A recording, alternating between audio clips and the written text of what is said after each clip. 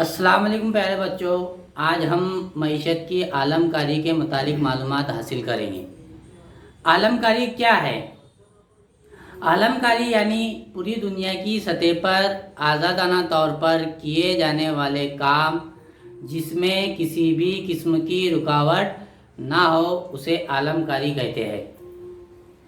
آج کل کوئی بھی معاشی پالیسیاں عالمی سطح پر کام کر رہی ہے، وہ پالیسیاں معیشت کو عالم کاری کی طرف لے جا رہی ہے۔ عالمی معیشت ایسے حدوں سے دور ہے جس میں خدمات، سرمایہ، محنت، منافع، قدرتی دولت اور ٹیکنالوجی وغیرہ وسائل کا رجحان آزادی کے ساتھ ملک کی سرحد سے دور چلا جاتا ہے۔ یعنی ملک کی آزادی کے ساتھ یا بعد یہ وسائل ملک کی حد تک محدود نہیں رہتے۔ جیسے خدمات کے پیشے میں ڈاکٹر، انجینئر، وکیل وغیرہ، یہ لوگ دوسرے ملک میں اپنی خدمات انجام دیتے ہیں۔ اسی طرح محنت کرنے والے لوگ ہمارے ملک سے دوسرے ملک میں جیسے عربی ممالک کی طرف جاتے ہیں، جس میں دبئی، قطر، ابوظہبی، سعودی عرب، کویت وغیرہ ممالک کا شمار ہوتا ہے۔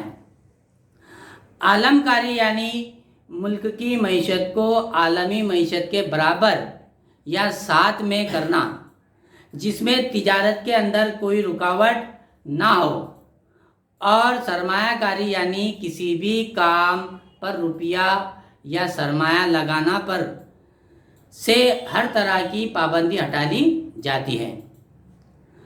اگلا ٹاپک ہے معیشت کی ذمہ داریاں۔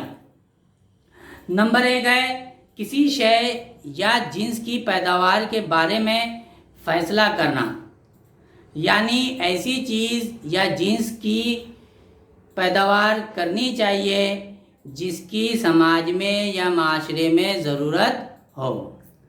نمبر 2 پیداوار کے لیے درکار اخراجات میں زیادہ سے زیادہ تخفیف کرنا، یعنی جو چیزوں کی پیداوار کی جا رہی ہے اس کے خرچ میں کمی لانا۔